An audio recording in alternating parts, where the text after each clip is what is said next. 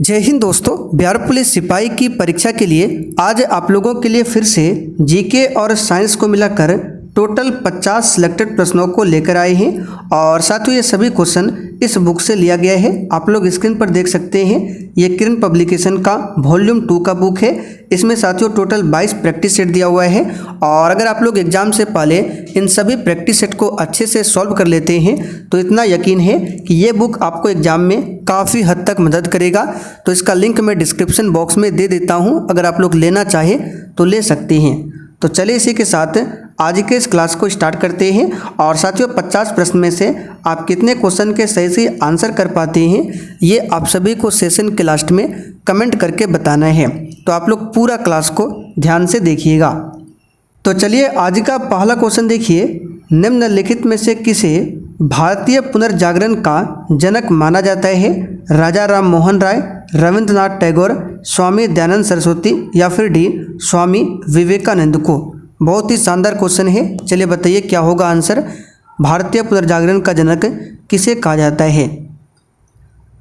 तो देखिए इस क्वेश्चन को हमने आपको बताया था रात 8 बजे की क्लास में कि भारतीय पुनर्जागरण का जनक जो है राजा राम मोहन राय को कहा जाता है। अब राजा राम मोहन राय की बात करें तो इनको राजा की उपाधि किसने दिया था? आप लोग कहेंगे अकबर द्वितीय ने। और राजा राम मोहन राय ने ही 1815 में आत्मीय सभा की स्थापना की थी और इन्होंने ही 1828 में ब्रह्म समाज की स्थापना किया था। स्वामी दयानंद सरस्वती ने 1875 में आर्य समाज की स्थापना किया था, इसे भी ध्यान रखिएगा, ठीक है। आगे देखिए, भारतीय संविधान के अनुसार निम्नलिखित में से क्या संवैधानिक निकाय या फिर संस्था है? तो देखिए साथियों, संवैधानिक निकाय का मतलब क्या होता है? जिसका उल्लेख संविधान में किया गया हो। जैसे कि योजना आयोग की बात करें तो इसके स्थान पर अब नीति आयोग आ चुका है। राष्ट्रीय विकास परिषद ये भी संवैधानिक निकाय नहीं है। केवल वित्त आयोग के बारे में संविधान के आर्टिकल 280 में जिक्र किया गया है, इसलिए वित्त आयोग क्या है? एक प्रकार का संवैधानिक संस्था है। डेमोक्रेसी शब्द किस भाषा से लिया गया है? चलिए आंसर बताइए यहाँ पर क्या होगा। डेमोक्रेसी शब्द किस भाषा से लिया गया है? आंसर है ग्रीक भाषा से लिया गया है। हर्षचरित के लेखक कौन थे? बहुत ही शानदार क्वेश्चन है, एक भी क्वेश्चन को स्किप नहीं करना है। और देखिए साथियों, जो भी चैनल पर पहली बार आए हैं आप लोग चैनल को सब्सक्राइब कर लीजिए ताकि आपसे एक भी क्वेश्चन मिस ना हो। और क्लास टाइमिंग को नोट कर लीजिए, बिहार पुलिस के लिए इस चैनल पर 3 क्लास दिए जाते हैं। सबसे पहला क्लास है सुबह 10 बजे, ठीक है। उसके बाद दोपहर 3 बजे अभी जो आप लोग कर रहे हैं, और एक क्लास है रात 8 बजे। रात 8 बजे की क्लास आपको पूरा लाइव में मिलता है। तो यहाँ पर क्वेश्चन नंबर 4 के लिए आपका आंसर क्या हो जाएगा? बाणभट्ट। हर्षचरित के लेखक कौन थे? बाणभट्ट थे। इन्होंने ही हर्षचरित और कादम्बरी की रचना भी किया है। सारे जहाँ से अच्छा हिंदुस्तान हमारा गीत को किसने लिखा?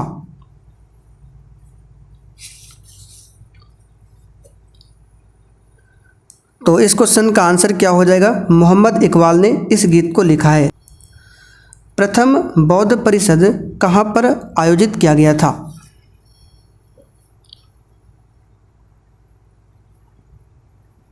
चलिए बताइए क्वेश्चन नंबर 6 के लिए आंसर क्या होगा। प्रथम बौद्ध परिषद का आयोजन कहाँ पर हुआ था? तो इस क्वेश्चन का आंसर क्या हो जाएगा?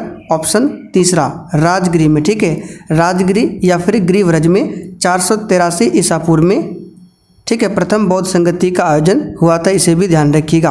और इसकी अध्यक्षता किसने किया था? तो महाकश्यप ने। भारत में स्थानीय शासन का जनक किसे कहा गया?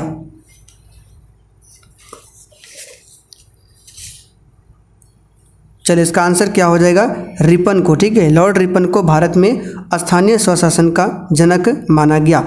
इसी के समय में 1881 में क्या हुआ था? 10 के आधार पर भारत की जनगणना होती है। बड़े फर्मों की कम संख्या वाले बाजार को क्या कहते हैं? बताइए क्वेश्चन 8 के लिए आंसर क्या होगा?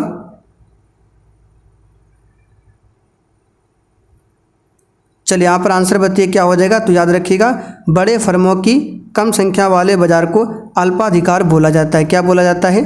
अल्पाधिकार, ठीक है, ध्यान रखिएगा। एकाधिकार बाजार संरचना में विक्रेताओं की संख्या कितनी होती है? तो क्वेश्चन से ही पता चल रहा है एकाधिकार बाजार है तो इसमें विक्रेताओं की संख्या केवल एक होगा। ठीक है, यहाँ पर सी ऑप्शन आपका सही जवाब है, ध्यान रखिएगा। और एकाधिकार में क्या होता है? तो एकाधिकारी अपनी वस्तु का अकेला उत्पादक होता है। इसमें क्या होता है? केवल एक विक्रेता होता है। निम्नलिखित में से किसके बीच सही मेल है? सभी ऑप्शन को ध्यान से पढ़िए, बड़ा ही इंपॉर्टेंट क्वेश्चन है। सही मेल बताना है किसके बीच में है। तो यहाँ पर देखिए, असहयोग आंदोलन की बात करें, सुरेंद्र नाथ बनर्जी होगा नहीं, क्योंकि असहयोग आंदोलन की अध्यक्षता किया था किसने? तो महात्मा गांधी ने। असहयोग आंदोलन की शुरुआत 1920 में हुआ था। स्वदेशी आंदोलन 16 अक्टूबर 1905 को स्टार्ट हुआ था, प्रभावी हुआ था बंगाल विभाजन के विरोध में। तो रविन्द्रनाथ टैगोर तो होगा नहीं, करजन का समय था। ठीक है, और भारतीय राष्ट्रीय सेना की बात करें, सुभाष चंद्र बोस, ये मेल सही दिया हुआ है। ठीक है, भारतीय राष्ट्रीय सेना सुभाष चंद्र बोस, यहाँ पर ये सही है। बाकी स्वराज पार्टी की बात करें तो 1923 में इसकी स्थापना किया गया था। CR दास एवं मोतीलाल नेहरू, महात्मा गांधी नहीं होगा। तो केवल सी ऑप्शन यहाँ पर क्या है? सही है। भारतीय राष्ट्रीय सेना यानी कि आज़ाद हिंद फौज की स्थापना किसने किया था? तो यहाँ पर दिया हुआ है सुभाष चंद्र बोस, जो कि बिल्कुल सही है। ठीक है, भारतीय संविधान के निम्नलिखित में से किस भाग में सामाजिक एवं आर्थिक लोकतंत्र को सुनिश्चित किया गया है?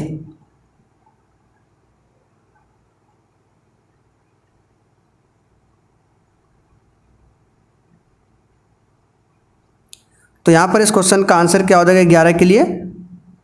तो संविधान के किस भाग में सामाजिक एवं आर्थिक लोकतंत्र को सुनिश्चित किया गया है? याद रखिएगा, राज्य के नीति निर्देशक सिद्धांत में। इसको आयरलैंड देश के संविधान से लिया गया है और इसके बारे में उल्लेख संविधान के आर्टिकल 36 से लेकर 51 तक में मिलता है। इससे संबंधित भाग पूछे तो भाग 4 है। विश्व के सभी भागों में 23 सितंबर को दिन और रात की समान लंबाई को क्या कहते हैं?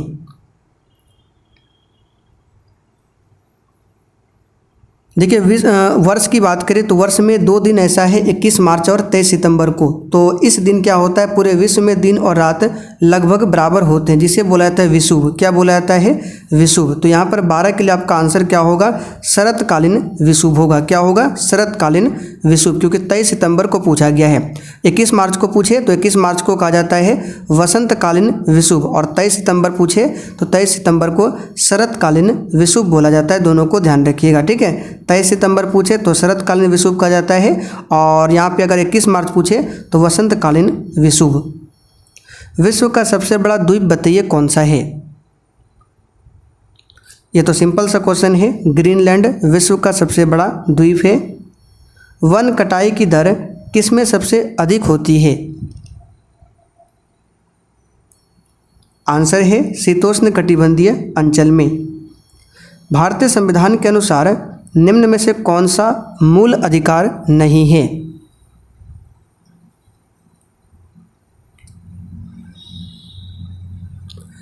सही आंसर है संपत्ति का अधिकार। अब ये मूल अधिकार नहीं है, अब ये कानूनी अधिकार इसे बना दिया गया है। कब हुआ था ऐसा?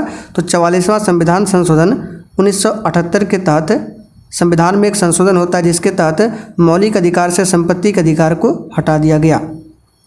भारतीय संविधान का अभिरक्षक कौन है?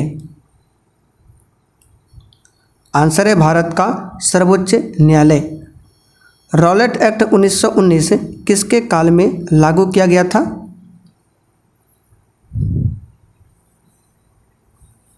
चलिए बताइए आंसर क्या होगा? आंसर हो जाएगा लॉर्ड चैम्सफोर्ड। ठीक है, उस समय चैम्सफोर्ड का समय काल था। इसी के समय में 13 अप्रैल 1919 को जालियांवाला बाग हत्याकांड की घटना होती है पंजाब के अमृतसर में। राज्य एक अनिवार्य तत्व निम्न में से कौन सा है? यानी राज्य का एक अनिवार्य तत्व बताना है, इनमें से कौन सा है?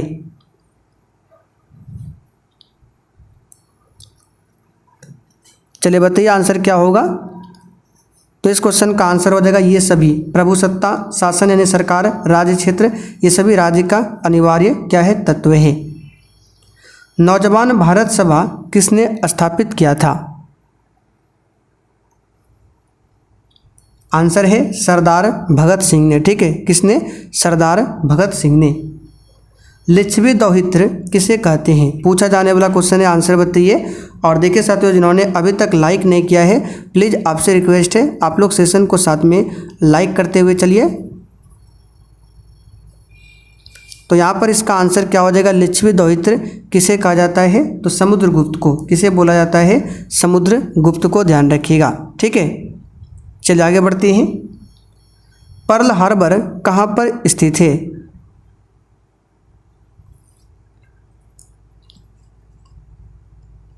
तो सिंपल सा क्वेश्चन है, पर्ल हार्बर कहाँ पर है, तो ये अमेरिका में है। कहाँ पर है, अमेरिका में है, ध्यान रखिएगा। अमेरिका का प्रसिद्ध बंदरगाह एवं गहरे जल का नौसैनिक अड्डा है पर्ल हार्बर, या फिर बोल सकते हैं पर्ल बंदरगाह। ठीक है। प्रधानमंत्री ग्रामोदय योजना कब आरंभ की गई थी, बताइए आंसर क्या होगा, PMGY, प्रधानमंत्री ग्रामोदय योजना। तो इसकी शुरुआत होती है 2000 ईस्वी में। कब, 2000 ईस्वी में। सी ऑप्शन सही है। रंग भेद नीति के खिलाफ आवाज़ उठाने के कारण नेल्सन मंडेला कुल कितने वर्ष तक जेल में कैद रहे थे। नेल्सन मंडेला को दक्षिण अफ्रीका का गांधी भी बोला जाता है। इस क्वेश्चन का आंसर क्या होगा, 27 साल तक। जब ठोस उच्च ताप पर विद्युत का वहन करते हैं परंतु न्यून ताप पर नहीं, वे क्या कहलाते हैं, बताइए। अच्छा क्वेश्चन है। तो इसे बोला जाता है सेमीकंडक्टर, यानी कि अर्धचालक। निम्न में से अधिकतम द्रव्यमान किसका है, तो दिए गए विकल्पों में से न्यूट्रॉन जो है इसका सबसे अधिक द्रव्यमान होगा। किसका, न्यूट्रॉन का। न्यूट्रॉन की खोज किसने किया था, आप लोग बताइए कमेंट करके। जल का घनत्व 1 ग्राम प्रति सीसी है, यह बिल्कुल सही है। कितने डिग्री सेल्सियस पर,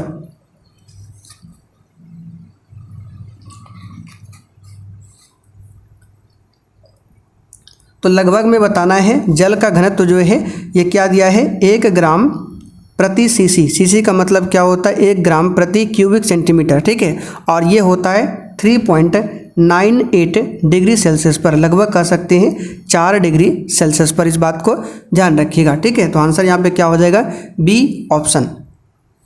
चलिए आगे बढ़ते हैं। ऊँट में जीनोमिक यानी कि DNA अध्ययन हाल ही में कहाँ के वैज्ञानिकों ने पूरा कर लिया है, तो ऊँट के DNA का अध्ययन किसने किया था, यानी कहाँ के वैज्ञानिकों ने। तो इस क्वेश्चन का आंसर क्या हो जाएगा, ध्यान रखिएगा, बताइए आंसर क्या होगा।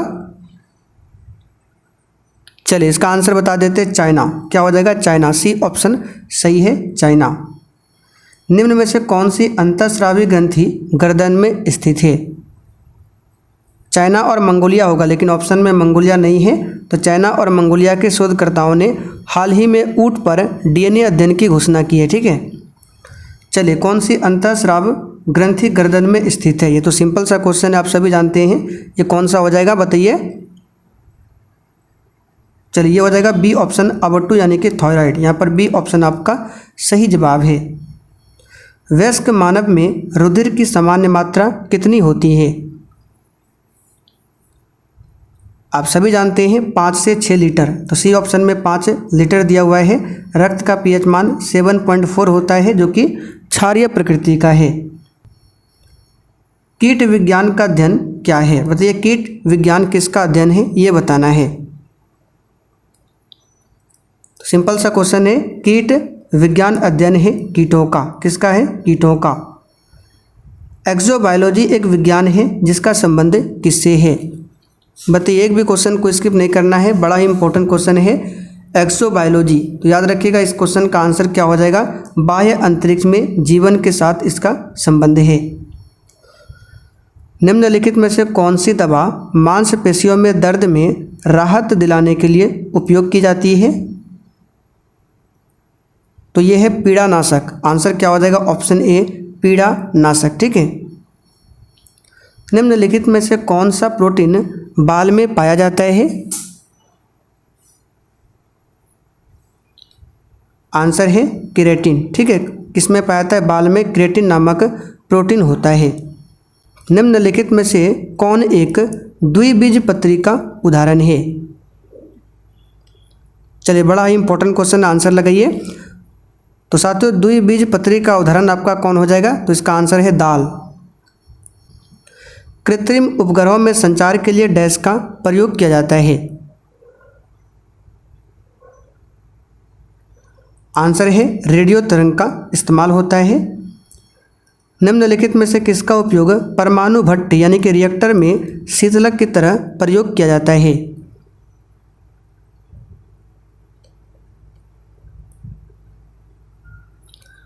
चलिए इसका आंसर बताइए क्या होगा?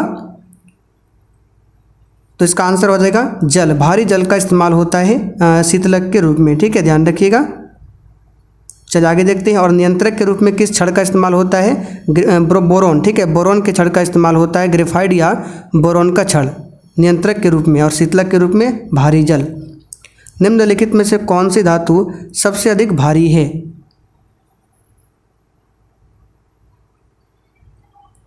बताइए फटाफट से। 39 के लिए आंसर क्या होगा? तो सबसे अधिक भारी धातु पूछे तो यहाँ पर हो जाएगा ओस्मियम, ठीक है, ऑप्शन में से ओस्मियम सबसे भारी धातु है। विद्युत मोटर का आविष्कार किसने किया था? तो इस क्वेश्चन को हमने आपको बताया था, लुसेंट का जो ऑब्जेक्टिव कराया था परसों शायद, माइकल फैराडे, ठीक है। निम्नलिखित में से कौन भारतीय अर्थव्यवस्था के प्राथमिक क्षेत्र के अंतर्गत में आता है? तो अर्थव्यवस्था में 3 सेक्टर है, प्राथमिक, सेकेंडरी और टर्शियरी, ठीक है। तो प्राथमिक क्षेत्र में आपका क्या आ जाएगा? तो 41 के लिए आपका आंसर बताइए क्या होगा? चलिए इसका आंसर हो जाएगा डेयरी, ठीक है, ये आ जाएगा प्राथमिक उद्योग में, प्राथमिक क्षेत्र में। बाकी उद्योग जो है चीनी उद्योग है, उद्योग जितने भी है द्वितीय क्षेत्र में आएंगे। और बैंकिंग सेक्टर जो है, बैंकिंग यानी सेवा क्षेत्र, वो आपका तृतीय क्षेत्र में आएगा, ठीक है। वस्तुओं का परिवहन, बैंकिंग, ये सभी किस में आएगा? तृतीय क्षेत्र में। तृतीय क्षेत्र को ही सेवा क्षेत्र बोला जाता है।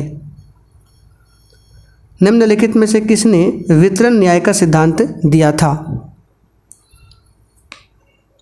आंसर हो जाएगा अरस्तू ने। निम्नलिखित में से किसे भारत का बिस्मार्क कहा जाता है? इस क्वेश्चन को देखिए, हमने हजारों बार आपको बताया था, तो इसमें आपको ज़्यादा समय नहीं देंगे। सरदार वल्लभ भाई पटेल को। सिंधु घाटी सभ्यता में लोथल निम्नलिखित में से किसके लिए प्रसिद्ध था?